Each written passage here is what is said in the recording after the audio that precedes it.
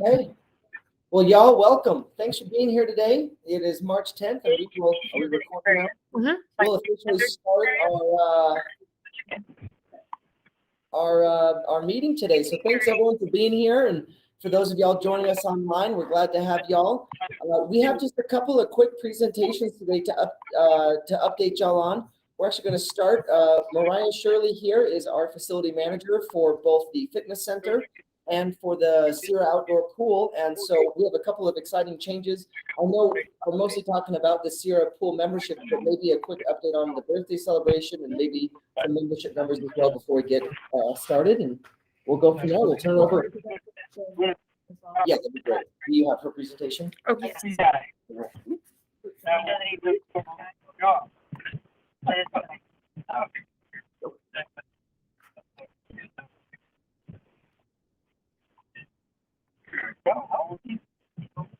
a couple of fun updates. We are getting really close to 23,000 members, which is crazy because we started with about 14,000. Yeah, here, which is pretty neat. So to go in a year from 14 something to almost 23 is pretty exciting, but that means that we're working really hard to alleviate any pressure. I don't think we've gotten really complaints too busy. Feel like they are able to access what they need, but we're just working to make sure that we are able to spread them out to the few spaces, like with this Sierra Pool membership concept. I thought you were 15. The burden between the two facilities. We're looking at some fun fitness updates in the next week. We're continuing increasing the test to fitness equipment so that we see too much busyness. Just to ask Can you guys hear that's on virtual? Yeah, I can hear, but there's a lot of feedback over the phone. I'm not sure if there's a lot of talking. I think it's Deborah. We need to mute. Can you mute her? Mute her. See if Deborah doesn't mind. Yeah, there you go. Yeah, yes, I'm getting the same.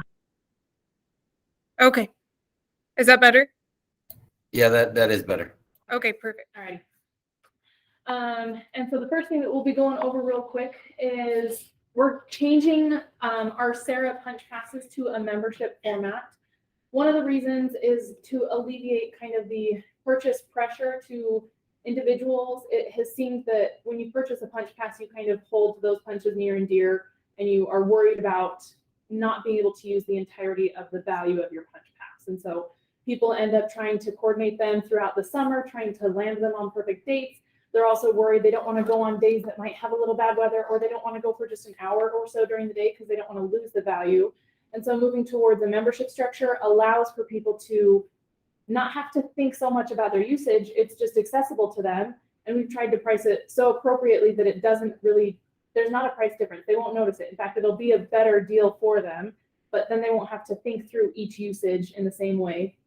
We'll still keep the daily admission access because not everybody wants to use the pool 3 times a week. There are families that really only go a couple times during the year. So we're going to keep the daily admission, which allows them to still make those decisions in a limited factor if they want to. It will provide pretty huge consistent discounts for those that are going to be using the pool on a regular basis. And I know that there's families out there that go 4 or 5 times per week. And so for those families, it's going to be a great deal for them. And then turning this into a membership format will actually be a little bit easier on the admin side of things for us at the Sierra Pool. We'll be able to limit and narrow some of our staffing hours over there because patrons will just start checking in with their memberships like they do over here. Takes away some of those like buttons and operations and punch presses and all of those things. So we're really excited about it. Going through the structure a little bit. Next one, Liz, if you will.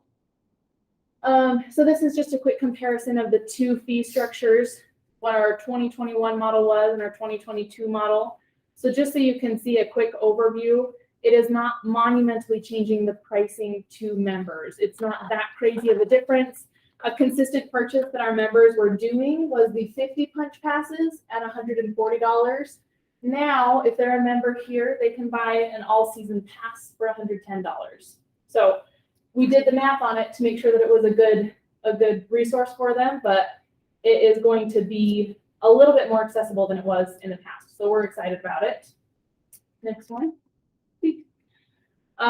So this is me just going through the process. I just wanted to show you guys how we kind of got to the numbers we got to. We tried to make sure that we were comparing to the previous daily rate they might have been paying or the previous daily rate on the 25 punch pass or the previous daily rate on the 50 punch pass, and got down to a realm in which our non-members, if they have a family of 6 and they choose to purchase the membership, they'll be paying less than 38 cents per day per member to use the Sarah pool. That being said, we know they're not going to go all 90 days during the summer, but if they go 7.5 times over the summer, it'll be lower value than what they were paying on the daily rates before. And then go to the next one for members, it gets even better for them. So we did the same ratio of making sure that compared to the 25 punch pass rate and compared to the 50 punch pass rate, our members, sorry, I did that wrong at the bottom, but our members are going to pay about less than 21 cents per day per member. So they should go to the pool 7 times over the summer, and it will be a better value to them than the cheapest rate that they could have been purchasing before at the 50 punch passes. So we're pretty excited about it. We know that it will take a little bit of advertising to get people to know the difference between the two values, but it is meant to be really good for families and for users of the fitness center specifically. So we're excited about it. And then the last one is that we wanted to navigate for, so go to the next one, water aerobics, because we know that that's a pretty good chunk of our users are people that just go during the mornings. So we are no longer doing a water aerobics punch pass or a water aerobics daily admission, but we figured out that if they are just an individual, they need to go 35 times throughout the summer to get a better value than last year on the same type of structured pass. But also that's assuming it's an individual and not a senior. And a good chunk of our water aerobics users are seniors. So I calculated that one out, and they need to go 20 times over the summer. And that being said, our water aerobics users are very consistent. They are going to be going 50 or more times during the summer. So we're excited that this will be a better value for them as well. So just wanted to show you kind of our steps in the process, show you where we came from, why we landed where we did, what the goals and the intent was. If you'll go to the next one. So can I ask you a question? So Yeah, of that course. you're talking about summer, but like water aerobics, is that at Sarah? Yeah, we do Not both. Yeah, so we Right, have so now you do it here. we have plenty of water But aerobics that's over here. Okay. But during the summer, a lot of people like to work out outside. It's a fun environment for them. We have lap swimming over there in the mornings. Okay. We do a lot of summer lessons and Got it. programs, and we do some water aerobics over there. So Okay, thank you. last year there was like a very specific water aerobics daily pass for just over there. So we've turned it into a similar construct. Nice. What's our season? Our season, Summer season. Memorial Day to Labor Day. Mhm. And then the last thing is, what does it look like for the revenue for the rec center? It's important that this turns into, I mean, it is a huge value for the members themselves, but we need to make sure that it continues to help us manage and continue to operate. And so we figured out that of our 23,000 members, we need to convince about 300 of them that it's a good idea. And we feel pretty confident That's pretty low. that's pretty low Percentage. compared to the ratio. So we're excited about it. We feel like to convince 300 of them, we will get to the intended revenue goal. That being said, we feel pretty confident that we wouldn't be surprised if 500 families think it's a good idea. There are very consistent families that go on a very consistent basis over there. So we think that this will make sense to, at our lowest estimates, about 500 families and 100 couples or individuals. So we anticipate maybe doubling the intended revenue of 40,000, but we also think that that might mean that some of our day passes revenue goes down a little bit if they turn into consistent users. What is the pool utilization like? And say you get a little uptick on the nice sunny Consistent days when users, everybody's got a pass, they all run over there. Yeah. What's the usage been over there? Have we had days where we've reached maximum capacity and we've had to say no more people in the pool? Because of the square footage over there around the pool, I don't think we've reached maximum capacity. That being said, the sunnier, nicer days are definitely busier, but this pass structure hopefully alleviates that as well. When people were purchasing punch passes, they didn't want to go on days that weren't perfect because that meant that it was like a wasted punch to them.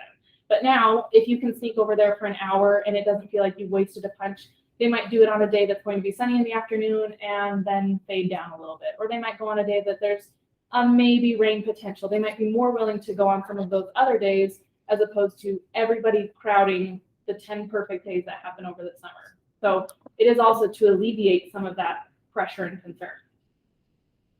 So we're pretty excited about it. Any thoughts or concerns or questions you'd like to ask? I think it's a great move. We're pretty excited. I've talked to some family and friends, people that I know that have a trillion little kids that they're trying to navigate, and they all seem to think it's a good idea. So I hope that our members will receive the same way. Cool, thanks. Very cool. Very good. Appreciate that. Thank you, Mariah. Just really excited about the work that's being done over there. Our purpose as a recreation department obviously is to be great financial stewards, but it's also to get access to the facilities that we have. And I think this is a move in that right direction. We remove the barriers, we remove the decision points for these families so that they have access, and throughout the summer they can get over there. I think it'll be a great move, and I hope the residents will embrace. I'm sure there's some unique situation that we're not thinking of, that they needed this many passes but not that many or something. But really, we feel like for rank and file residents, this will be well received, and this will be less money for them and more people at our pools, which is great. You sort of mentioned the capacity. A neat part of operating swimming pools is most of our costs are pretty fixed. No matter what, whether we have 50 people or like 300 people in the water, we have to have a full slate of lifeguards. So we'd rather have 300 people there getting a great experience and having a good time. And so this is one of those things, if you add a gymnastics class, every 6 kids, you're adding another teacher. It's very tied together. But for a pool, we just want people swimming and having a great time, obviously within reason. But We we, make a little on concessions over there? well, now we're hoping Break even. it's a break even, but now we're hoping more people, things like the concessions or the pro shop, or even just, we now have an audience that we can talk to them about a swim team or swim lessons or what, they're in our facilities. And so we think that there will be some other things like that that will also increase, that might offset some of our costs. Well, good. Next on our agenda, we just wanted to talk a little bit, and Debbie just stepped out, but before we jump into this, just a quick overview on hiring. As a lot of us know, it is not unique to us right now, and that is basically priority one for us as we enter the busy season. It is something I just wanted to make sure that y'all knew, and if you have questions or concerns, we are aware of it. We are working on it. We just did a massive effort to increase pay in September, and it ended up costing our department about $140,000. And we got about 3 months out of it before we were back out of market again. And so the reality of the situation is we're having to adjust, and we are having to sort of change some of our paradigms and some of our hiring practices and some of like what we consider to be like best business practices. We're really trying to change, obviously, things that surround safety and cleanliness. We don't feel like are the places to skimp, and so lifeguards and custodial, we will continue to just find ways to pay what we need to pay to have a staff. We're trying to get really creative in some of the customer service and some of the front desk. We're moving as many registration and membership processes online so that the residents can take care of that themselves. They can update their credit card. They can do the cancellation. We're making it easier to purchase business passes and memberships so that we can reduce costs in the administrative portion of what we do, or the customer service portion of what we do. Obviously not trying to reduce the customer service experience, but just allow them to have more control. Things even like in sports, and Debbie can speak to this, if she gets back in time, but we've traditionally always hired scorekeepers for softball. And in this day and age, with the smartphone apps that are there, if we could reduce the number of part-time staff we need on each night of league by 5 staff members or 20 hours, and pass some of that savings along to our users, and pass some of that along to the rates that we'll now have to pay to those that are even more so essential, we want to consider that. And so we just wanted to make a quick note. We are aware of it. Our HR department has been really supportive. We're going to do like a job fair environment. We're working on tweaking some of our trainings to allow them, we're required by the Red Cross to do a number of things for lifeguards. We can't control that, but we can move some of it online and make it a hybrid program so that the time required for a 16-year-old is even less, and making sure that we're compensating for their training and for their certifications, or we're reimbursing them the Red Cross fees if they work the summer with us or something like that. So we're trying to be very creative. It is the number one. All of these great summer pool passes don't matter if we don't have lifeguards. We can't get open. We have had several closures of some of our amenities, especially ones related to safety and lifeguard ratios, and we are trying to respond as quickly as we can. But it's real right now, and so we're prioritizing backwards. And so early morning leisure pool is the first one to go because that affects a couple of people, but it still affects a couple of people. We have this beautiful facility. And so we're working with HR. We're looking at hiring from non-traditional applicant pools. You know, there's a lot of talk about working closely with senior citizen populations to become lifeguards for those early morning and midday hours. It's very popular in a ton of parts of the country. It's not done here, but what can we do to get those people involved? And so trying to change our business practices, trying to recruit as best we can, make sure we have a competitive frontline wage, and then also looking at some non-traditional hiring solutions to make it happen. So thoughts, questions, concerns? Yeah. With the membership being higher than anticipated, does that automatically fill your coffers, or is that like, no, that fills the city and then we have to go to the city and get? For the fitness center, we're a separate account. And so it comes to us. There are a couple of notes on that. One is the city uses a deferred revenue. And so say we sell a membership right now, they'll put 2 months of that into our current coffers, but 10 months of it into our future coffers, because 10 months of their membership will be in a different year. So it is a little delayed. And so where we've increased 9, 10, 11,000 members in 10 months, the deferred revenue system it's not that agile. So it's good. It's great fiscal responsibility, but it's made for this weird pinch point this year. But you're not necessarily able to use some of that money that's coming for outside facility purposes? Like No, and that's- lifeguards at the pool. The pool and here are together, one fund. It would not go to But not the scorekeepers and baseball. baseball. Yeah, they sort of take care of their own, and they're a general fund. The September pay increase was funded by the increased membership dollars. We're also putting, as quickly as we can, those additional monies into a lot more fitness equipment and a lot more fitness classes. And so all of the money is staying here, and it's growing each part of our services. But it's not going to the library or to offset, sewer or something like that. It is staying here. So you mentioned the increase. I've been through this experience where we had to restructure our entire salary ranges in order to be competitive with other organizations and other cities, other entities that were applying for the same employees that we were. Is that similar to what's going on here? And so is it just a COVID related thing where people stopped working for a while and a lot of people aren't coming back? They got used to work? not working. They got used to it, yeah. So I wonder, is it a combination of both, or what is leading to having to review the salary? Yeah, and structure? sometimes when And is it just the lifeguards, or is it the entire staffing structure? as well? Lifeguards is the pain point right now. Lifeguards, and I would say scorekeepers in sports. Scorekeepers, because they are not paid a ton, and sports is a very thankless job. Yeah. Referees have really struggled. Front desk, fitness, child watch have all done really well. But then you have this weird problem where it's like, all of a sudden we're paying a lifeguard what we pay someone who has to have like 7 certifications to teach yoga, and those have like compressed. And so it's like, oh, is that fair? And so then it sort of pushes all at the same time. And then definitely, if Provo or PG changes their lifeguard structure, we know about it pretty quick. And when we changed ours, we saw some immediate changes 10 minutes north and south of here. So They're also dealing with the same thing. Yeah. Both Oh, PG and yeah. Provo have reached out recently to say, what are you guys doing? They're probably dealing with the same conversation of, is it time to change again? It's so common. The pressures of trying It's to. across the board, no matter what. Oh, it it is, is Yeah. that you're in. yeah, this is not a unique This to is us. not unique. Yeah, it was a very interesting process, but in order for us to be able to even hire the number of lifeguards that we needed, our entire salary structure increased significantly. Yeah. So this is not surprising. Yeah, our September change really focused on creating a promotional pipeline. You've been a lifeguard for 6 months or a year. Can you become a head guard? And so to make that lucrative and appealing to them to say, hey, I want to be a lifeguard for the whole 4 years I'm at UVU.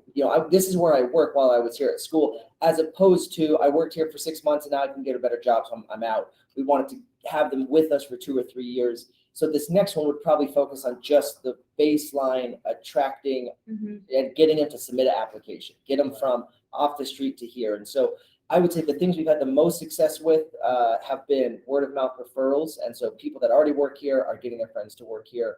And so hopefully we're able to keep that up. I don't think we are in.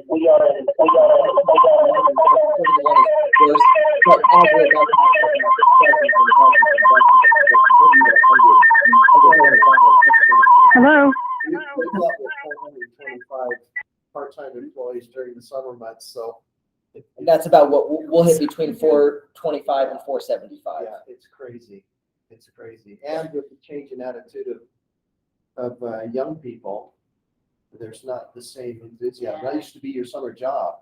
That was It's normal. just what you Mhm. did. It was Yeah, just the so natural so thing. many students, both at the high school and college level, don't do a part-time job through all of Seek that. it for whatever Yeah, reason. or they do like an on-campus, TA job or a grant job. Or an online job. So it's Changing that now. we have a great community. The applicants are out there. It's just a matter of tweaking a couple of things, and then maybe we're trying to put together a plan to say, hey, you can be retired and come be a lifeguard at the fitness center, and that's a fun thing. If we can make that work, so many other communities have. You're pitching me already. Yeah, so it's perfect. Let's say you got a grandson in Salt Lake that you want to see in the afternoons, right? Someone just. Might be a few.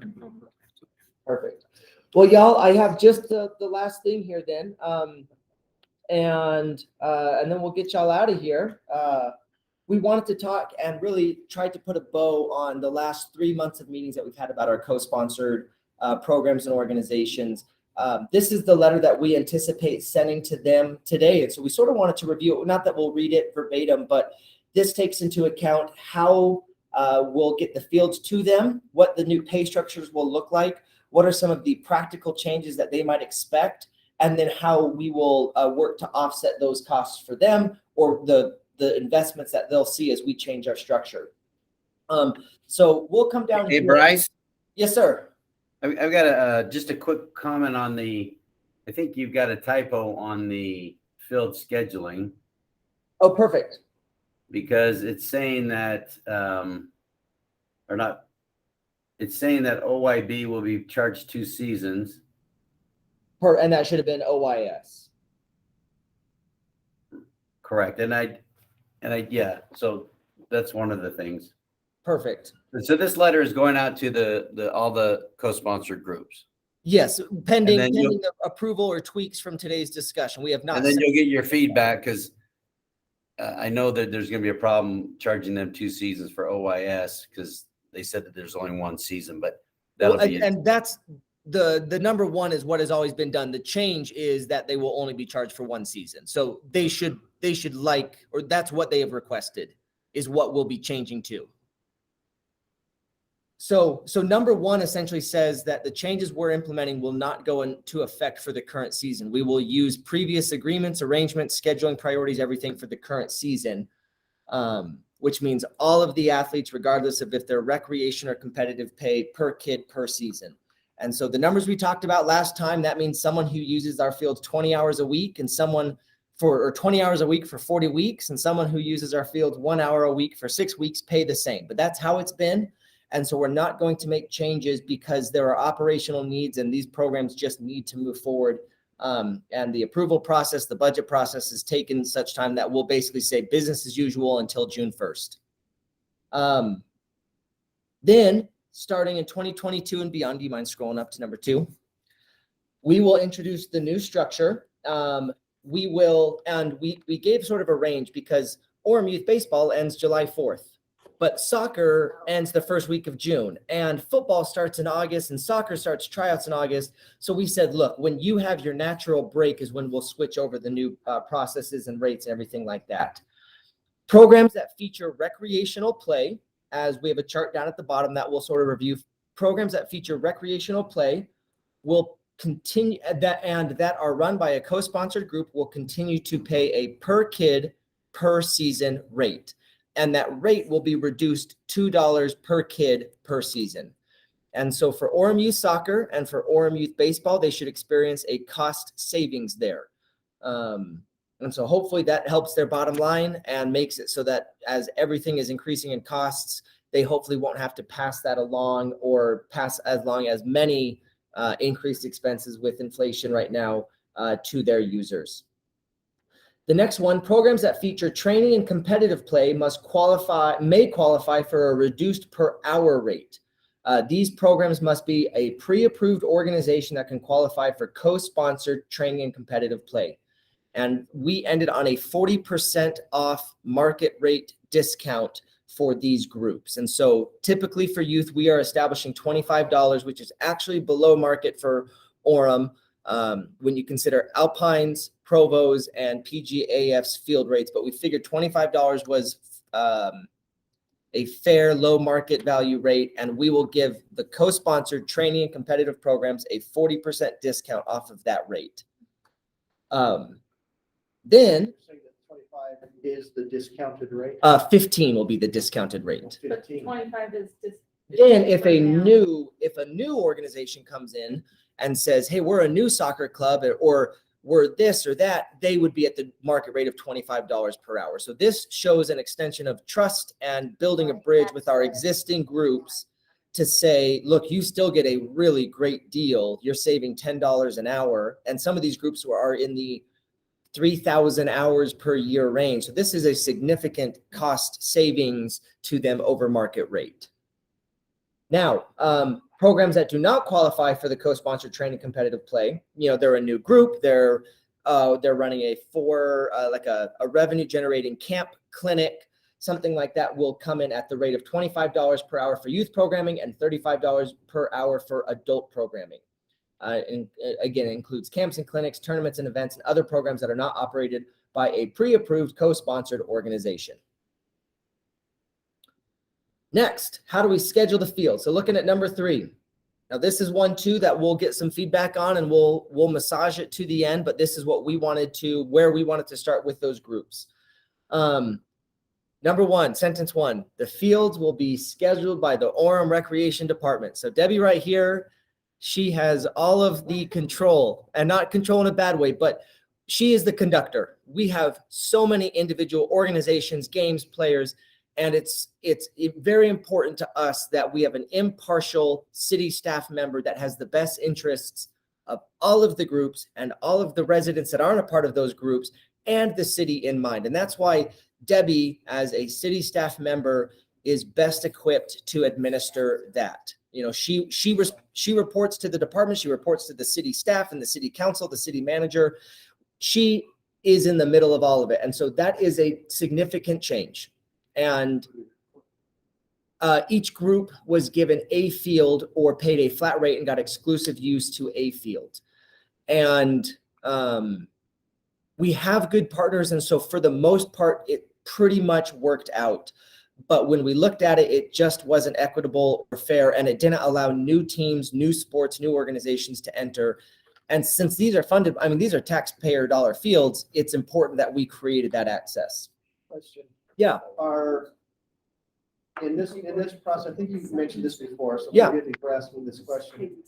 But these organizations are they kind of pre-prepped for what's coming, or is this going to be very new to them? We met with each of them individually for a few hours. Each of the things that were on here were discussed, and they are prepared. I would say they are prepared for it. So it won't be a shock to the system because there has been a discussion and they're aware that thought process was. Really, for the last, I would say 3 months in earnest, we have been prepping them for, especially hey, we're going to be more involved. And hey, they now know that we're looking at a per kid and a per hour rate. They know that we're going to. Some of the specifics might be a little new to them, but the overall concept will not. Yeah. And we're expecting some pushback on a couple of these things. Again, if you were a group that had total and complete control and we're paying a couple bucks an hour per field, that's an awesome setup. But it wasn't awesome for the people that got no access and no fields and couldn't play their sport or their activity or their league or their team. So we're not saying that this will be unilaterally popular, but we do think that we have prepared them. We have been as transparent as possible in the discussions, and we'll continue to receive feedback from them. Do we have any contracts with anybody? Not current. There were some through like 2018, 2019, but they had, COVID and then change of department staff. So nobody has a legal claim to say you can't change the Yeah. rules. No. Well, I would imagine even if there were contracts by now, they're expired. Yep. Nothing has been, I think 2018 was the last one that we could find. So this intent is to be entering into new contracts Yes. with the new. If they would like to be a program, an organization that offers co-sponsored programs at either the rec or competitive level, they will have the chance to enter in, get the 40% discount, identify what is the per kid per rate, or they can say, forget it. And then we will be glad to still get them a very competitive rate of $25 an hour, which is better again than Provo, Alpine School District, AF, PG. It's not like we're going to be the new rich game in town. This is, I mean, Alpine School District, I think, is between 40 and 45 an hour. Provo is between 30 and 35 an hour. 25, and we have the best field complex in Lakeside. Like, so we feel great about what we're offering. We feel like we're trying to be very fair, even though it is different. Okay, so as we look at scheduling the fields, we will now have a block schedule process where they will come in and co-sponsors get first dibs. They come in and say, look, this is what we need. This is our rec needs. This is our comp needs. And we will take those from all three groups simultaneously. And then we will, we'll roll out the specific timeline with them at the end of the summer. We'll get back to them about what to do. Now, each of them will get a lot of what they want. And in terms of hours they need, I think they'll get all of what they need. However, there will be some changes that I've sort of outlined here that we'll use, the criteria we'll use to tell them where they will get and what they will do. Things we'll take into consideration here: the size of the field needed for use, the amount of available parking at each particular location, reducing the total number of fields, and not like an actual field, but location A in West Orm and location B in Southeast and location C. We want to get them in one or two spots. We don't want someone like, hey, you get 5 soccer fields, but they're in 5 different parks. Good luck. We'll try to group them together as best we can. We will do the best accommodating, the most organizations, the most residents, and that everyone has a nice, equitable access to the fields they need. Again, we'd rather give out 10, 90% yeses than 5 get whatever you want and 4 no's. The goal here is to get people most of what they want most of the time. And then we want to make sure that we allocate that gets opportunities for recreation, for non-competitive play, like literally, a youth group or a Girl Scout troop wants to have access to play soccer, or, the TLOS, we want to get them that. We also want recreation league play. We want competitive league play. We want training for elite athletes that want to be great. So we'll sort of look at the whole continuum there. Now, those are the principles. What does that look like? And we wanted to try to be transparent with the group so we didn't hide behind vague commitments the entire time. One of the biggest ones, and I think one of the biggest pain points moving forward, is that we want to prioritize the Lakeside soccer fields, which are 8 full-size fields, to be 8 full-size fields. The number of groups that we have requesting full-size 11v11 soccer, we think is in demand enough that Lakeside can be for the big games. Historically, Orem Youth Soccer would take 2 fields and turn them into 8 or 9 little kid fields, which we were fine with, except for 8 or 9 fields has 3 times the parking demand as 2 big fields. And so what was happening was we were having to spread out the scheduling. So they would do a game for 50 minutes or 60 minutes and then have nothing for 30 minutes to clear out the cars and bring new cars in. And then a game, which was a good solution on their part, but that means we were having a ton of downtime on the field, so the number of games we could get in was greatly reduced on a Saturday. We think, or what we're proposing, is that those U8 and U10 games would go in a big block to Palisade or IHC, where there is a ton of parking, and the fields are big, but not big enough for 11v11. They can get a lot of little kid fields over there. They'll use that parking, and then multiple groups will get the big field access at Lakeside. What's the distance between those 2 fields? Distance and time, maybe the time. 10 minutes? Less than 10 minutes between the IHC location and IHC is 400 North and 400 West. Lakeside is Geneva and 8 South. So both are west, 4th South. Yeah, so we are 8 blocks and 16 blocks away, so less than 3 miles. Now, some families inevitably have kids that would have to be at both locations on a Saturday. but any multi-kid family in recreation, that's a reality. Happens in It basketball. happens in basketball and softball. We know that that will be a big pain point for ORMU soccer, and I don't want to dismiss their concerns about having to be at 2 locations. That's real. And, having to have 2 sets of the first aid kits and 2 sets of the administrative supplies that they have. But if this opens up a lot of those fields for more older kid play, it gets so many more groups what they want. We feel that that is the appropriate place for us to really jump in and say, hey, I know this is tough. What can we do to help you through it? But it is going to happen. And so inevitably, and Council Member Spencer can speak to this and y'all can speak to this. That is our, I would say, top priority is that we use Lakeside for the big stuff. For multiple groups there, we'll have 2 fields doing rugby, a field of lacrosse, 4 of ORMU soccer, 2 of Celtic soccer. It will be a soccer complex with lots of organizations divided out on the appropriate fields, and not that's where ORMU soccer is and Celtic gets Palisade and IHC, and they sort of own the field. So we'll do per field, per age group, per size, and go from there. Where's Palisade? It's the old golf course it's on 800. Oh, Up by Foothill north, yeah, Elementary, got it, 800 north. oh, I know that. And there's 3 full fields I there. got it. Yeah, it's a lot of Yeah, parking. Celtic has only had 2 because we've kept 1 per hour programs. But now we have 3 tools, and we can sometimes put 3 fields of Celtic over there because we also know that we can put our programs on 3 fields when we need to. We were looking at prioritizing the Lakeside Diamonds for adult leagues, which has always been the case, but also creating a pathway to access for youth tournaments. Now, again, you ask Orem Youth Baseball or some of the other groups, that is a beautiful complex. And we have basically said that that's adults only. We want to open up access for youth events over there, not for daily practice because our adult leagues will be there, but for events that they can host their big tournament or their invite tournament or their end of season tournament. They can be at what is it fair to say it is our best diamond complex in the city? It needs a little work for baseball. I mean, it's not set up Yep. for baseball necessarily, but it's definitely the best softball, probably Yep. the best softball. And And so we're excited about being able to create those opportunities and go from there.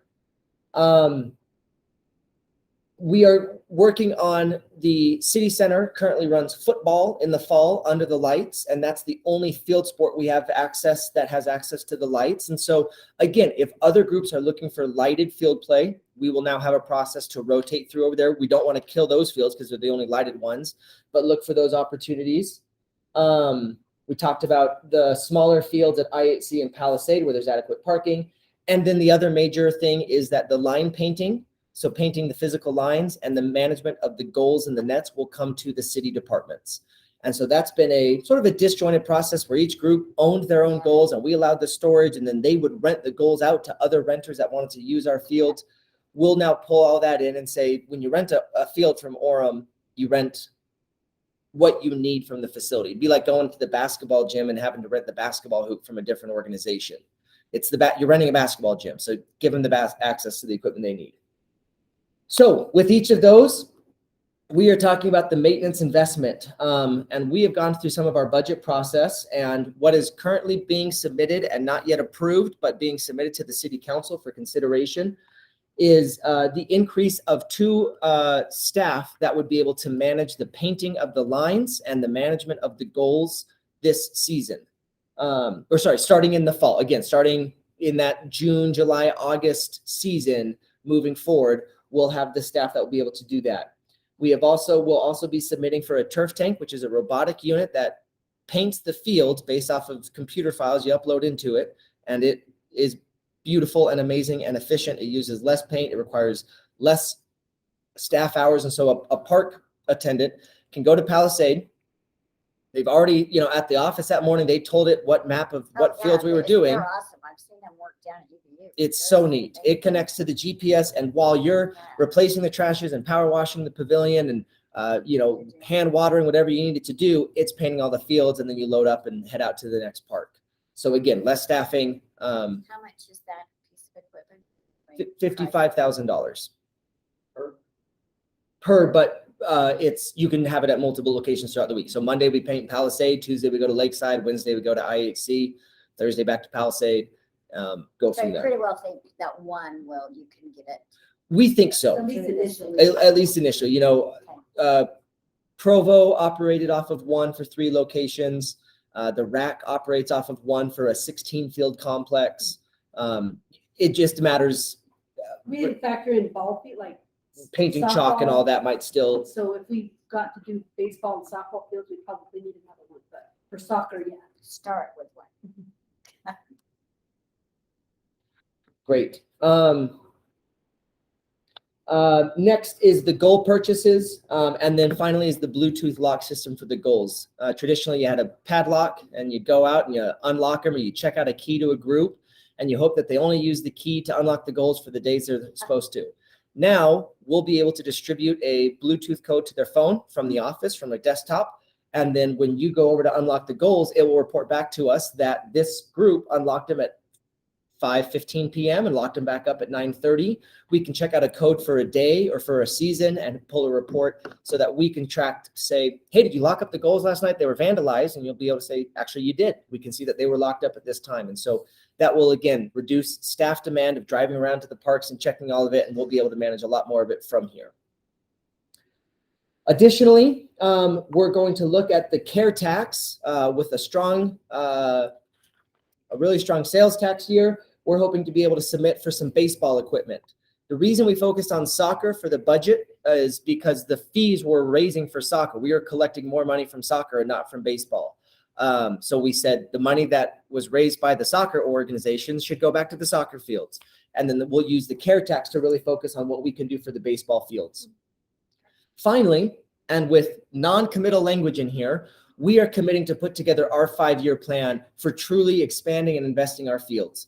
As a staff, we are in the early stages. What does it look like to light more fields, or to put artificial on a couple of soccer fields, to put artificial infields so that you can play baseball year round with artificial infields and grass outfields? What does it look like to have improved PA systems? And so it's a 5-year plan. We've met with a lot of vendors. We're trying to put that together and say, okay, what kind of money would we have to raise to do these projects over the next 5 years? What kind of grants would we need to get? How can we work with the county to do a matching tourism grant and all of that? So we're expressing to these groups, we're working on our avenues to increase that available funding and invest in these facilities. We're not looking as a city, there's not a lot of land to buy up to build more parks. Instead, if we have an artificial soccer field that has lights, all of a sudden we go from 1,500 hours of usable after school time to 2,700 hours of usable time, because we're able to play in February on nice days, and into mid-November, we're able to play under the lights all spring and fall because we're not worried about killing the grass. So even though it's not building a new field, we get almost the equivalent of a new field because of the extra time we're able to use it. So trying to think how we can expand our opportunities without going out and buying land at, $500,000 an acre right now. Or I imagine it takes less water to maintain. Significantly. Now you still water artificial turf, which a lot of people are shocked I by, didn't know that. but it is a fraction. We're 10%, But that's something that in today's drought Yeah, conditions. that's. Can we be good stewards of it's that like, water? Let's spend a little bit of money because ultimately we use less water. Yep. Yes. There are a lot of conservation points with the public. Well, and the number of Yes. hours needed to manage an infield over at Lakeside, the mud and the dirt and prepping it and doing all that compared to artificial turf. Again, we're looking at ways to reduce ongoing operation and maintenance, especially in staff, because Should you replace the softball? just the infields, The infield's not. that's a pretty popular We have it, hybrid we're field talking right about now. You take out the dirt and put in artificial dirt. Artificial turf almost. That looks like dirt, yeah. A number of complexes, especially across the West with the water and issues and all of that. It's Yeah, that's pretty great. popular. We're going to go out BYU's baseball. Yeah. Miller Park Theirs at is even heated, BYU. it melts the snow like Serious? that. Oh, I didn't Oh, know it's that. amazing. I don't think we have the budget for that this year, but no, we're gonna head out. There's several parks that do that out in Park City and Heba. We've got a couple of tours scheduled, but we would be able, and Sean, our softball staff, we're running the numbers. We could go from 2 seasons of softball to 3. We could go to offering softball tournaments as early as February 1 and into Thanksgiving.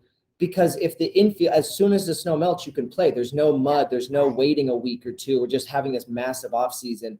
we become very agile. We had a lot of softball hours per year. And then when you have the artificial, to like Debbie said, to go from softball to baseball in dirt infields is labor intensive. Right. With artificial, That you can cost build them and offset. design them in a way to be able to very fluidly be able to offer more, base path angles and sizes and everything like that. So all of that, we're also going to let them know about the care tax. Debbie has run a lot of math for us, and the $30,000 a year that the city council has allocated from the CARES tax to support these groups goes from 4 groups down to 3 because the OTAC swim team dissolved. And so we want to keep that $30,000 amount, but give it, instead of dividing it 4 ways, divide it 3. The Celtic get a very small portion of that because they have a very relatively low Orem resident rate on their groups. So really we're going from 3 heavily populated Orem teams to 2 heavily populated Orem teams. And so as we talk about what Orem youth baseball and Orem youth soccer can expect, the math speaks for itself that this is a very good thing for them. If we're able to save them $2 per kid on their rec programs and an additional $4,000 to $5,000, $3,000 to $4,000 each year in care tax offset, what they might, Orem youth baseball should come out significantly to the better. And Orem youth soccer, we hope that this offsets some of the increased costs for their competitive programs so that they don't, it should be close to a revenue neutral change, even though they lose the control of all of Lakeside. Hopefully it's not hurting their pocketbooks. It's just an organizational change. Lastly, we created a rubric for how we determine if it's a rec or competitive. Each group had a very different line, and it was a line that we felt had a lot of squiggles and zigzags. What is a rec program nowadays? What's competitive?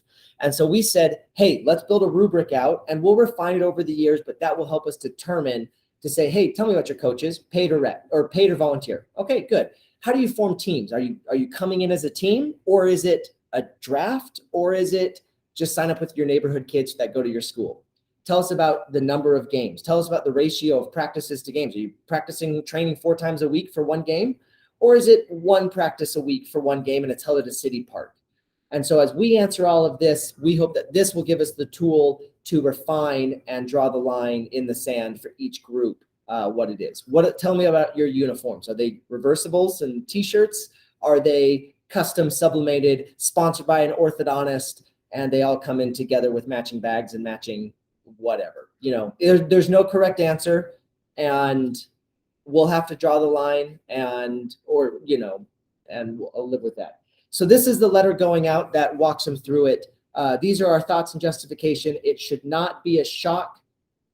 The specifics, this is the first time we've put the very, very specific things in place.